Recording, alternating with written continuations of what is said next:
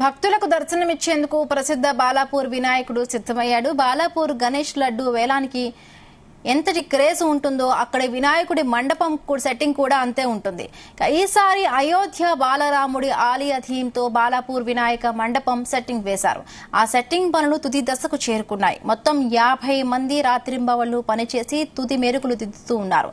Senior decorator Sudhakar Reddy ఆధ్వర్యంలో ఈ పనులు జరుగుతూ ఉన్నాయి. ఏటా బాలాపూర్ వినాయక మండపం సెట్టింగ్లు సుధాకర్ రెడ్డి ఆధ్వర్యంలోనే జరుగుతూ ఉంటాయి. గత ఏడాది బెజవాడ కనకదుర్గమ్మ ఆలయం సెట్టింగ్ వేశారు. ఈసారి వేసిన అయోధ్య బాలరాముడి ఆలయ థీమ్ భక్తులను ఆకట్టుకుంటుందని ఆయన చెబుతున్నారు. లడ్డూ వేలం కూడా కొత్త రికార్డుల దిశగా వెళుతుందని అంటున్నారు.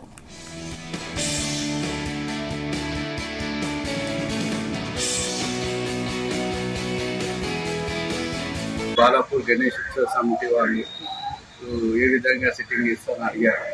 అయితే ఈసారి అయోధ్య సెటప్ వేద్దామని డిసైడ్ అయినాము. అయోధ్య సెటప్ కోసం కొత్తగా 1.5 మంత్ నుంచి వర్క్ అవుతుంది.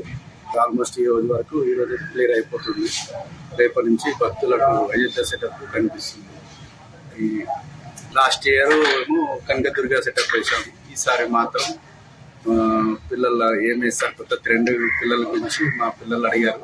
ఈసారి ఏ ట్రెండ్ ఉంటే ఆ ట్రెండ్ తగ్గట్టు వేద్దామని అయోధ్య సెటప్ వేద్దామని డిసైడ్ అయ్యాము. అయోధ్య సెటప్ వేస్తున్నాము. ఈసారి బాగా జనాలు అయితే బాగా వస్తారని ఆశిస్తున్నాం. బాలాపూర్ గణేష్ ఉత్సవ సమితి వాళ్ళు ఏ విధంగా సెట్టింగ్ ఇస్తామని అడిగారు. అయితే ఈసారి అయోధ్య సెటప్ వేద్దామని డిసైడ్ అయినాము. అయోధ్య సెటప్ కోసం కొత్తగా 1.5 మంత్ నుంచి వర్క్ అవుతుంది.